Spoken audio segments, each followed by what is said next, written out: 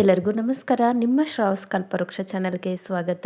ಇವತ್ತು ನೀವು ನೋಡ್ತಿರೋದು ಕ್ಯಾರೆಟ್ ಹಲ್ವಾ ಅಲ್ಲ, ಮನೆಯಲ್ಲೇ ಇರ್ತಕ್ಕಂಥ ಟೊಮೆಟೊ ಹಣ್ಣನ್ನು ಬಳಸ್ಕೊಂಡು ಈ ರೀತಿ ಹಲ್ವನ ಸಿಂಪಲ್ಲಾಗಿ ಇನ್ಸ್ಟಂಟಾಗಿ ಯಾವ ರೀತಿ ಮಾಡೋದು ಅಂತ ನೋಡೋಣ. ನೋಡಿ, ಇಷ್ಟು ಪರ್ಫೆಕ್ಟ್ ಆಗಿರ್ತಕ್ಕಂಥ ಹಲ್ವಾ ನಾವು ಅಂಗಡಿಯಲ್ಲಿ ಈ ಟೊಮೆಟೊ ಹಲ್ವಾನ ಪರ್ಚೇಸ್ ಮಾಡೋಕ್ಕಾಗೋದೇ ಇಲ್ಲ. ಯಾಕಂದರೆ ಟೊಮೆಟೊ ಹಲ್ವಾ ಮಾಡೋದು ತುಂಬಾ ಕಡಿಮೆ.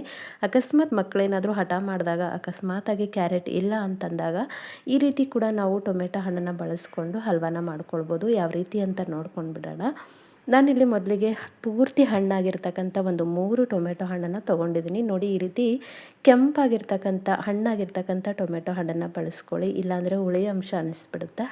ಹಾಗೆ ಕಲರ್ ಕೂಡ ತುಂಬಾ ಕೆಂಪಾಗಿ ಬರಬೇಕು ಅಂತಂದರೆ ಈ ರೀತಿ ಹಣ್ಣಾಗಿರ್ತಕ್ಕಂಥ ಟೊಮೆಟೊ ಹಣ್ಣನ್ನು ಬಳಸ್ಕೊಳ್ಬೇಕು. ಇವಾಗ ನೋಡಿ, ಒಂದು 3 ಮಾತ್ರ ತೊಗೊಂಡಿದ್ದೀನಿ. ಇವಾಗ ಇದನ್ನು ತೊಳೆದಿಟ್ಕೊಂಡಿದ್ದೀನಿ. ಇವಾಗ ಇದನ್ನು ನಾವು ಪೀಸಾಗಿ ಕಟ್ ಮಾಡಿಟ್ಕೊಳ್ಳೋಣ. ನೋಡಿ, ಈ ರೀತಿ ರಫ್ ಆಗೇನೆ, ಅಂದರೆ ದೊಡ್ಡದಾಗಿ ಹೋಳಗಳನ್ನಾಗಿ ನಾನು ಕಟ್ ಮಾಡಿ ಇಟ್ಕೊಂಡಿದ್ದೀನಿ. ಇವಾಗ ಇದನ್ನು ನಾವು ಗ್ರೈಂಡ್ ಮಾಡ್ಕೊಳ್ಬೇಕಾಗತ್ತೆ.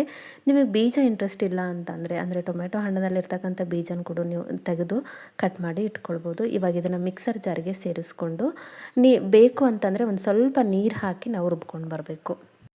ಟೊಮೆಟೊ ಹಣ್ಣಲ್ಲಿ ನೀರಿನಂಶ ಇರೋದ್ರಿಂದ ನೀರನ್ನ ನೋಡಿಕೊಂಡು ಸೇರಿಸ್ಕೊಂಡು ಈ ರೀತಿ ನೈಸಾಗಿ ರುಬ್ಕೊಳ್ಳಿ. ಪದೇ ರುಬ್ಬೋ ಅವಶ್ಯಕತೆ ಇಲ್ಲ, ಒಂದೇ ಸರಿ ರುಬ್ಕೊಂಡ್ರೆ ಸಾಕು. ಮೊದಲನೇ ಸರಿಗೇ ನಾವು ನೈಸಾಗಿ ರುಬ್ಕೊಂಡು ಬಿಡೋಣ. ಇವಾಗ ಇದನ್ನು ಒಂದು ಜರಡಿಗೆ ಹಾಕಿ ಸೋಸ್ಕೊಳ್ಳೋಣ. ಅಕಸ್ಮಾತ್ ಜರಡಿಗೆ ಹಾಕಿದಾಗ ತಿಕ್ಕಾಗಿ ಬಂದಿತ್ತು ಅಂತ ಅಂದರೆ, ಕೆಳಗಡೆ ಇಳಿತಿಲ್ಲ ಅಂತಂದರೆ ಈ ರೀತಿ ಒಂದು ಸ್ವಲ್ಪ ನೀರನ್ನ ಆ್ಯಡ್ ಮಾಡ್ಕೊಂಡು ಕೂಡ ನೀವು ಈ ರಸನ ತಗೊಳ್ಬೋದು. ಒಟ್ಟಲ್ಲಿ ಟೊಮೆಟೊ ಹಣ್ಣಲ್ಲಿ ಇರ್ತಕ್ಕಂಥ ಸಿಪ್ಪೆ ಹಾಗೆ ಬೀಜನ ನಾವು ಸಪ್ರೇಟ್ ಮಾಡ್ಕೊಳ್ಬೇಕು. ನೋಡಿ, ಈ ರೀತಿ ಒಂದು ದೊಡ್ಡದಾಗಿರ್ತಕ್ಕಂಥ ಜರಡಿ ಅಥವಾ ಈ ರೀತಿ ಟೀ ಸೋಸತಕ್ಕಂಥ ಜರಡಿ ಕೂಡ ತೊಗೊಂಡು ನಾವು ಇದರಲ್ಲಿರ್ತಕ್ಕಂಥ ಅಂದರೆ ಟೊಮೆಟೊ ರಸನ ತಗೊಳ್ಬೇಕಾಗತ್ತೆ. ಇವಾಗ ನೋಡಿ, ಕರೆಕ್ಟಾಗಿ ತೆಗೆದಿಟ್ಕೊಂಡಿದ್ದೀನಿ. ಅಂದರೆ ಒಂದೇ ಬ್ಯಾಚ್ ರುಬ್ಕೊಳ್ಳೋಣ. ನಾವು ತೆಂಗಿನಕಾಯಿ ಆಯಿತು ಅಂದರೆ 2 ಬ್ಯಾಚ್ ರುಬ್ಕೊಳ್ಬೋದು, ಆದರೆ ಟೊಮೆಟೊ ಹಣ್ಣನ್ನು ಒಂದೇ ಬ್ಯಾಚ್ ಸಾಕಾಗುತ್ತೆ, ಒಂದೇ ಸರಿ ರುಬ್ಕೊಂಡ್ರೆ ಸಾಕಾಗುತ್ತೆ. ಇವಾಗ ನೋಡಿ, ಇಷ್ಟು ಒಂದು ಟೊಮೆಟೊ ಪ್ಯೂರಿ ಅಥವಾ ಒಂದು ರಸ ರೆಡಿಯಾಗಿದೆ. ಆದರೆ ಇದು ಏನಾದರೂ ಕಡಿಮೆ ಇತ್ತು ನಿಮಗೆ ಅಂತಂದರೆ ಸ್ವಲ್ಪ ನೀರನ್ನ ಸೇರಿಸ್ಕೊಳ್ಬೋದು. ಅಂದರೆ ಇದೇ ಒಂದು ರಸಕ್ಕೆ ಅಥವಾ ಇದೇ ಒಂದು ಟೊಮೆಟೊ ಒಂದು ನೀರಿಗೆ ಇನ್ನೊಂದು ಸ್ವಲ್ಪ ಎಕ್ಸ್ಟ್ರಾ ನೀರನ್ನ ಸೇರಿಸ್ಕೊಂಡು ಎಕ್ಸ್ಟ್ರಾ ಮಾಡ್ಕೊಳ್ಬೋದು. ಇವಾಗ ಮತ್ತೊಂದು ಪಾತ್ರೆ ತೊಗೊಂಡಿದ್ದೀನಿ. ದಪ್ಪವಾಗಿರ್ತಕ್ಕಂಥ ಪಾತ್ರೆ ತೊಗೊಳ್ಳಿ. ಅಳತೆ ಮಾಡ್ಕೊಳ್ಳೋದಕ್ಕೋಸ್ಕರ ಒಂದು ಬಟ್ಟಲನ್ನ ಅಥವಾ ಒಂದು ಕಪ್ಪನ್ನ ಬಳಸ್ಕೊಳ್ತಿದ್ದೀನಿ. ನೋಡಿ, ಈ ರೀತಿ ನಾವು ರೆಡಿ ಮಾಡಿ ಇಟ್ಕೊಂಡಿರ್ತಕ್ಕಂಥ ಟೊಮೆಟೊ ಪ್ಯೂರಿ ಅಥವಾ ಟೊಮೆಟೊ ರಸನ ಅಳತೆ ಮಾಡ್ಕೊಳ್ತಿದ್ದೀನಿ. 1 ಕಪ್ಪಿಂದ ಒಂದು 3 ಕಪ್ ಆಗುವಷ್ಟು ಟೊಮೆಟೊ ನೀರನ್ನ ಅಥವಾ ರಸನ ಅಳತೆ ಮಾಡಿ ಹಾಕ್ಕೊಂಡಿದ್ದೀನಿ. ನಿಮಗಿನ್ನೂ ಕ್ವಾಂಟಿಟಿ ಜಾಸ್ತಿ ಬೇಕು ಅಂತಂದಾಗ ನೀರನ್ನ ಸೇರಿಸ್ಕೊಳ್ಬೋದು. ಆದರೆ ರುಬ್ಬುವಾಗ ಸ್ವಲ್ಪ ನೀರನ್ನ ಕಡಿಮೆ ಹಾಕಿ ರುಬ್ಕೊಳ್ಳಿ. ಸೋಸುವಾಗ ಒಂದು ಸ್ವಲ್ಪ ನೀರನ್ನ ಆ್ಯಡ್ ಮಾಡಿಕೊಂಡು ಸೋಸ್ಕೊಳ್ಬೋದು. ಇವಾಗ ಯಾವ ಕಪ್ಪಿಂದ ನಾನು ಟೊಮೆಟೊ ಪ್ಯೂರಿ ಅಥವಾ ರಸನ ಅಳತೆ ಮಾಡ್ಕೊಂಡಿದ್ದೆ ಅಥವಾ ಟೊಮೆಟೊ ನೀರನ್ನ ಅಳತೆ ಮಾಡ್ಕೊಂಡಿದ್ದೆ, ಅದೇ ಒಂದು ಕಪ್ಪಿಂದ 1 ಕಪ್ ಆಗುವಷ್ಟು ಕಾರ್ನ್ಫ್ಲವರ್ ಹಾಕ್ಕೊಂಡಿದ್ದೀನಿ. ಈ ರೀತಿ ಹಾಕ್ಕೊಂಡಾದಮೇಲೆ ನೀಟಾಗಿ ಕಲಿಸ್ಕೊಳ್ಬೇಕಾಗತ್ತೆ. ಒಂದು ಸ್ವಲ್ಪನೂ ಗಂಟುಗಳಿರಬಾರ್ದು. ಅಕಸ್ಮಾತ್ ಇದು ಬೇಡ ಅಂತಂದರೆ ನೀವು ಒಂದು ಸ್ವಲ್ಪ ಬಟ್ಲಿಗೆ ನೀರು ತೊಗೊಂಡು ಆ ಒಂದು ಸಪ್ರೇಟಾಗಿ ನೀವು ಕಾರ್ನ್ಫ್ಲವರ್ನ ಕಲಿಸ್ಕೊಂಡು ಇದಕ್ಕೆ ಸೇರಿಸ್ಕೊಳ್ಬೋದು. ಕಾರ್ನ್ಫ್ಲವರ್ ಸೇರಿಸ್ಕೊಂಡಾದಮೇಲೆ ಒಂದು ಸ್ವಲ್ಪನೂ ಗಂಟು ಇಲ್ಲದೆ ಇರೋ ರೀತಿಯಲ್ಲಿ ನಾವು ಈ ರೀತಿ ಕಲಿಸ್ಕೊಳ್ತಾ ಬರಬೇಕು. ಈ ರೀತಿ ಕಲಿಸ್ಕೊಂಡಾಗ ಕಲರ್ ಕೂಡ ನಮಗೆ ಚೇಂಜ್ ಅನ್ನಿಸ್ಬೋದು. ಬಟ್ ಮತ್ತೆ ನಾವು ಇದನ್ನು ಗ್ಯಾಸ್ ಮೇಲೆ ಇಟ್ಟು ಬಿಸಿ ಮಾಡಿದಾಗ ನಾರ್ಮಲ್ ಕಲರೇ ಬರುತ್ತೆ. ಇವಾಗ ನೋಡಿ, ಕಲಿಸ್ಕೊಂಡಾದಮೇಲೆ ಗ್ಯಾಸ್ನ ಆನ್ ಮಾಡಿ ಗ್ಯಾಸ್ ಮೇಲೆ ಇಟ್ಕೊಂಡು ಈ ರೀತಿ ಬಿಡ್ದಾಗೆ ಅಂದರೆ ಒಂದು ಸ್ವಲ್ಪನೂ ಬಿಡ್ದಾಗೆ ನಾವು ಕಲಿಸ್ತಾ ಬರಬೇಕು. ಮೀಡಿಯಮ್ ಫ್ಲೇಮಲ್ಲೇ ಇಟ್ಕೊಂಡು ಕಲಿಸ್ತಾ ಬನ್ನಿ. ಯಾವಾಗ ಇದು ಗಟ್ಟಿ ಅನ್ಸಕ್ಕೆ ನಿಲ್ಲುತ್ತೋ, ಗಟ್ಟಿ ಆಗ್ತಾ ಬರುತ್ತೋ ಆಗ ಲೋ ಫ್ಲೇಮಲ್ಲಿ ಇದನ್ನು ನಾವು ಇಟ್ಕೊಂಡು ಕಲಿಸ್ತಾ ಬರಬೇಕು. ನೋಡಿ, ಇವಾಗ ಲೋ ಫ್ಲೇಮಲ್ಲಿ ಇಟ್ಕೊಂಡು ಈ ರೀತಿ ಕಲಿಸ್ತಾ ಬರೋಣ. ನೋಡಿ, ಕಾರ್ನ್ಫ್ಲವರ್ ಹಾಕಿದಾಗ ಕಲರು ನಮಗೆ ವೈಟ್ ಅನ್ನಿಸ್ತಿತ್ತು, ಬಟ್ ಗ್ಯಾಸ್ ಮೇಲೆ ಇಟ್ಟು ನಾವು ಕಲಿಸುವಾಗ ಈ ರೀತಿ ಕರೆಕ್ಟಾಗಿರ್ತಕ್ಕಂಥ ಕಲರೇ ಬರುತ್ತೆ. ಒಂದು ಹಂತದಲ್ಲಿ ನಮಗೆ ಈ ಒಂದು ಹಾಕಿರ್ತಕ್ಕಂಥ ಮಿಶ್ರಣ ಗಟ್ಟಿ ಅನ್ನಿಸಿದಾಗ 1 ಬಟ್ಲಾಗುವಷ್ಟು ನಾನಿಲ್ಲಿ ಸಕ್ಕರೆ ಹಾಕ್ಕೊಂಡಿದ್ದೀನಿ. ನಿಮಗೆ ಸ್ವೀಟ್ ಬೇಕು ಇನ್ನೂ ಜಾಸ್ತಿ ಅಂದರೆ 1.5 ಬಟ್ಲು ಕೂಡ ಹಾಕ್ಕೊಳ್ಬೋದು. ಹಾಗೆ ಟೊಮೆಟೊ ಹಣ್ಣು ಹುಳಿ ಇತ್ತು ಅಂತಂದರೆ ಒಂದು ಸ್ವಲ್ಪ ಜಾಸ್ತಿನೇ ಸಕ್ಕರೆನ ಬಳಸ್ಕೊಳ್ಬೋದು. ಇಲ್ಲಿ ಸಕ್ಕರೆ ಬದಲಿಗೆ ಬೆಲ್ಲ ಕೂಡ ಸೇರಿಸ್ಕೊಳ್ಬೋದು. ಹಾಗೆ ನೀವು ಬೆಲ್ಲನ ಸೇರಿಸುವಾಗ ಕ್ಲೀನಾಗಿ ಪುಡಿಯಾಗಿರ್ತಕ್ಕಂಥ ಬೆಲ್ಲನ ಸೇರಿಸ್ಕೊಳ್ಳಿ. ಈ ಟೈಮಲ್ಲಿ ನೀವು ಗ್ಯಾಸ್ನ ಲೋ ಫ್ಲೇಮಲ್ಲೇ ಇಟ್ಕೊಳ್ಬೇಕು. ಹಾಗೆ ಸಕ್ಕರೆನ ನಾವು ಯಾವ ಕಪ್ಪಿಂದ ಈ ಒಂದು ಟೊಮೆಟೊ ಪ್ಯೂರಿ ಅಥವಾ ಟೊಮೆಟೊ ನೀರನ್ನ ಹಾಗೆ ಒಂದು ಕಾರ್ನ್ಫ್ಲವರ್ನ ಸೇರಿಸ್ಕೊಂಡಿದ್ವಿ, ಅದೇ ಕಪ್ಪಿಂದ ಸಕ್ಕರೆನ ಅಳತೆ ಮಾಡಿ ಹಾಕ್ಕೊಳ್ಬೇಕಾಗತ್ತೆ. ಇವಾಗ ನೋಡಿ, ಒಂದೇ ಒಂದು ಸ್ಪೂನ್ ಆಗುವಷ್ಟು ತುಪ್ಪನ ಸೇರಿಸ್ಕೊಂಡಿದ್ದೀನಿ.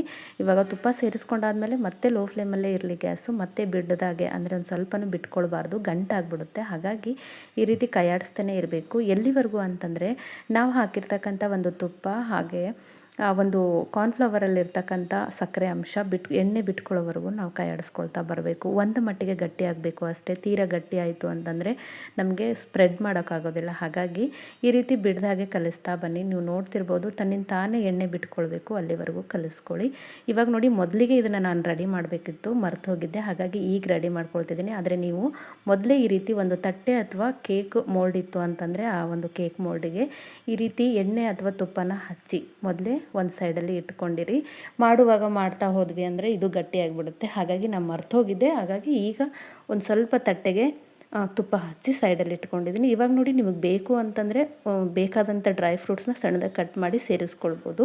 ಇಲ್ಲಾಂದರೆ ಹಾಗೆ ಕೂಡ ಮಾಡ್ಕೊಳ್ಬೋದು. ಇನ್ನೊಂದು ಸ್ಪೂನು ತುಪ್ಪ ಸೇರಿಸ್ಕೊಂಡು ಮತ್ತೆ ಕಲಿಸ್ತಾ ಬರ್ತೀನಿ. 2 ಸ್ಪೂನ್ ತುಪ್ಪ ಸಾಕಾಗುತ್ತೆ.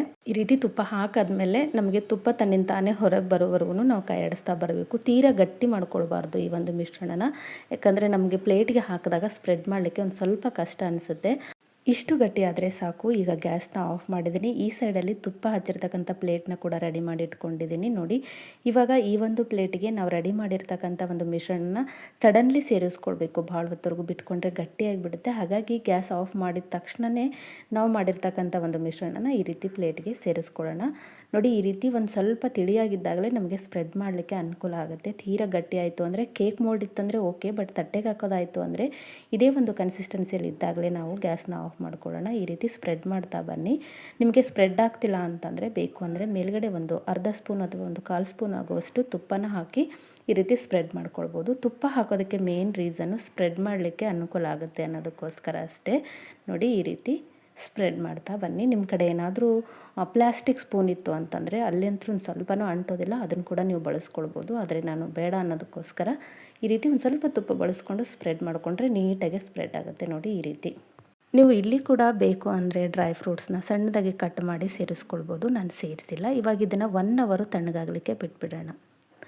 ನೋಡಿ, 1 ಅವರ್ ಆಗಿತ್ತು. ಮೇಲ್ಗಡೆ ಹಾಕಿರ್ತಕ್ಕಂಥ ತುಪ್ಪ ಒಂದು ಸ್ವಲ್ಪನೇ ಹೀರ್ಕೊಳಲ್ಲ, ಯಾಕಂದರೆ ಪ್ರೊಸೆಸ್ ಮುಗ್ದು ಹೋಗಿರುತ್ತೆ. ಹಾಗಾಗಿ ಮೇಲ್ಗಡೆ ನೀವು ಹನಿಯಾಗಿ ನೋಡ್ತಿರ್ಬೋದು, ಅದು ತುಪ್ಪ ಹಾಕಿರ್ತಕ್ಕಂಥ ಮೇಲ್ಗಡೆ ಸ್ಪ್ರೆಡ್ ಮಾಡಲಿಕ್ಕೆ ಹಾಕಿರ್ತಕ್ಕಂಥ ತುಪ್ಪ. ಇವಾಗ ಒಂದು ನೈಫ್ ಸಹಾಯದಿಂದ ನಿಮ್ಗೆ ಯಾವ ಶೇಪ್ ಬೇಕೋ ಆ ಶೇಪಲ್ಲಿ, ಯಾವ ಸ್ಟ್ರಕ್ಚರ್ ಬೇಕೋ ಆ ಸ್ಟ್ರಕ್ಚರಲ್ಲಿ ಕಟ್ ಮಾಡಿಕೊಂಡ್ರೆ ಆಯಿತು. ತುಂಬಾ ಪರ್ಫೆಕ್ಟಾಗಿ ಬರುತ್ತೆ. ಹಾಗೆ ಟೊಮೆಟೊ ಹಲ್ವಾ ಒಂದು ಸ್ವಲ್ಪ ಹುಳಿ ಅಂಶ ಹಾಗೆ ಸ್ವೀಟಾಗಿರುತ್ತೆ. ನಿಮಗೆ ಬೇಕು ಅಂದರೆ ಸಕ್ಕರೆನ ಜಾಸ್ತಿ ಬಳಸ್ಕೊಂಡು ಸ್ವೀಟಾಗಿ ಕೂಡ ಮಾಡ್ಕೊಳ್ಬೋದು. ಮಕ್ಕಳಿಗೆ ತುಂಬಾ ಇಷ್ಟ ಆಗ್ತಕ್ಕಂಥ ಒಂದು ಹಲ್ವಾ ರೆಸಿಪಿ. ಮನೆಯಲ್ಲೇ ಈ ರೀತಿ ಹೆಲ್ದಿಯಾಗಿ ಮಾಡಿಕೊಟ್ರೆ ಮಕ್ಕಳು ಕೂಡ ಇಷ್ಟಪಟ್ಟು ತಿಂತಾರೆ. ನೋಡಿ, ಎಷ್ಟು ಕರೆಕ್ಟಾಗಿ ಬಂದಿದೆ. ಒಂದು ಸ್ವಲ್ಪನೂ ಪ್ಲೇಟಿಗೆ ಅಂಟಿರೋದಿಲ್ಲ. ಅಷ್ಟು ಪರ್ಫೆಕ್ಟಾಗಿ ನಾವು ಈ ಒಂದು ಹಲ್ವನ ಮಾಡ್ಕೊಳ್ಬೋದು. ನೀವಿಲ್ಲಿ ಟೊಮೆಟೊ ಬದಲಿಗೆ ಕ್ಯಾರೆಟ್ ಇತ್ತು ಅಂತಂದರೆ ಕ್ಯಾರೆಟ್ ಕೂಡ ಬಳಸ್ಕೊಂಡು ಕ್ಯಾರೆಟ್ ಹಲ್ವ ಮಾಡ್ಕೊಳ್ಬೋದು. ಹಾಗೆ ಬೀಟ್ರೂಟ್ ಇತ್ತು ಅಂತಂದರೆ ಬೀಟ್ರೂಟ್ ಕೂಡ ಬಳಸ್ಕೊಂಡು ಬೀಟ್ರೂಟ್ ಹಲ್ವ ಮಾಡ್ಕೊಳ್ಬೋದು. ಎರಡೂ ಇಲ್ಲ ಅಂತಂದಾಗ ಟೊಮೆಟೊ ಹಣ್ಣಂತೂ ಇದ್ದೇ ಇರುತ್ತೆ. ಆಗ ಈ ಒಂದು ಟೊಮೆಟೊ ಹಣ್ಣನ್ನು ಬಳಸ್ಕೊಂಡು ಈ ರೀತಿ ಮಕ್ಕಳು ಕೇಳಿದಾಗ ಸಡನ್ನಾಗಿ ಆರೋಗ್ಯಕರವಾಗಿರ್ತಕ್ಕಂಥ ಒಂದು ಟೊಮೆಟೊ ಹಲ್ವನ ಒಂದ್ಸರಿ ಟ್ರೈ ಮಾಡಿ. ತುಂಬಾ ಪರ್ಫೆಕ್ಟಾಗಿ ಬರುತ್ತೆ. ಒಂದು ಸ್ವಲ್ಪನೂ ಹಾಳಾಗೋದಿಲ್ಲ. ಹಾಗೆ ನಾನು ತೆಗೆದುವಾಗ ನೋಡ್ತಿರ್ಬೋದು, ಪ್ಲೇಟಿಗಂತೂ ಒಂದು ಸ್ವಲ್ಪನೂ ಅಂಟೋದಿಲ್ಲ. ಕರೆಕ್ಟಾಗಿ ನಾವು ರೆಡಿ ಮಾಡಿಕೊಂಡ್ರೆ ಇದೇ ರೀತಿಯಲ್ಲಿ ಅಂಗಡಿಯಲ್ಲಿ ತೊಗೊಳ್ತಕ್ಕಂಥ ಹಲ್ವಾ ರೀತಿಯಲ್ಲೇ ನಾವು ಹಲ್ವನ ಮಾಡ್ಕೊಳ್ಬೋದು. ಹಾಗೆ ನೋಡ್ತಿರ್ಬೋದು, ಇದು ಯಾವುದೇ ರೀತಿಯ ಟೊಮೆಟೊ ಹಲ್ವಾ ಅಂತ ಅನಿಸೋದೇ ಇಲ್ಲ, ಅಷ್ಟೊಂದು ಕರೆಕ್ಟಾಗಿ ಬಂದಿರುತ್ತೆ. ಹಾಗೆ ನಿಮ್ಗೆ ಅನಿಸ್ಬೋದು ಹುಳಿ ಅನಿಸುತ್ತೆ ಅಂತ. ಸಕ್ಕರೆ ಹಾಕಿರೋದ್ರಿಂದ ಹುಳಿ ಅಂಶ ಏನು ಅನಿಸೋದಿಲ್ಲ. ಸ್ವಲ್ಪ ಲೈಟಾಗಿ ಹುಳಿ ಬೇಕು ಅಂದರೆ ಕಡಿಮೆ ಹಾಕ್ಕೊಳ್ಳಿ, ಇಲ್ಲ ಅಂತಂದರೆ ಸಕ್ಕರೆನ ಜಾಸ್ತಿನೇ ಹಾಕ್ಕೊಳ್ಬೋದು. ನೀವಿಲ್ಲಿ ಬೆಲ್ಲ ಕೂಡ ಸೇರಿಸ್ಕೊಳ್ಬೋದು. ಹಾಗೆ ಏಲಕ್ಕಿ ಪೌಡ್ರ್ ಕೂಡ ಸೇರಿಸ್ಕೊಳ್ಬೋದು. ನಾನು ಸೇರಿಸಿಲ್ಲ. ನೀವು ಬೇಕು ಅಂತಂದರೆ ಡ್ರೈ ಫ್ರೂಟ್ಸ್ನ ಸೇರಿಸುವಾಗ ಏಲಕ್ಕಿ ಪೌಡ್ರ್ ಕೂಡ ಸೇರಿಸ್ಕೊಳ್ಬೋದು. ನೋಡಿ, ಇಷ್ಟು ಪರ್ಫೆಕ್ಟಾಗಿ ಕಟ್ ಆಗಬೇಕು ಅಂದಾಗ ಮಾತ್ರ ಹಲ್ವಾ ಕರೆಕ್ಟಾಗಿ ಬಂದಿದೆ ಅಂತ ಅರ್ಥ. ಹಾಗಾಗಿ ಲೋ ಫ್ಲೇಮಲ್ಲೇ ಇಟ್ಕೊಂಡು ಹಲ್ವಾನ ರೆಡಿ ಮಾಡ್ಕೊಳ್ಳಿ. ಈ ಹಿಂದೆ ಕೂಡ ನನ್ನ ಚಾನಲಲ್ಲಿ ಹಲವಾರು ರೀತಿಯ ಸ್ವೀಟ್ ರೆಸಿಪಿಗಳನ್ನು ಅಪ್ಲೋಡ್ ಮಾಡಿದ್ದೀನಿ. ಇಂಟ್ರೆಸ್ಟ್ ಇತ್ತು ಅಂತಂದರೆ ಒಂದ್ಸರಿ ಚೆಕ್ ಮಾಡ್ಕೊಳ್ಳಿ. ಇವತ್ತಿನ ರೆಸಿಪಿ ನಿಮಗೆ ಭಾಳ ಇಷ್ಟ ಆಗದ ಅಂದ್ಕೊಳ್ತೀನಿ. ಇಷ್ಟ ಆಗಿದ್ದರೆ ದಯವಿಟ್ಟು ನನ್ನ ಚಾನಲ್ನ ಸಬ್ಸ್ಕ್ರೈಬ್ ಮಾಡ್ಕೊಳ್ಳಿ. ನಾಳೆ ಮತ್ತೊಂದು ಹೊಸ ರೆಸಿಪಿಯೊಂದಿಗೆ ಸಿಗೋಣ. ಧನ್ಯವಾದ.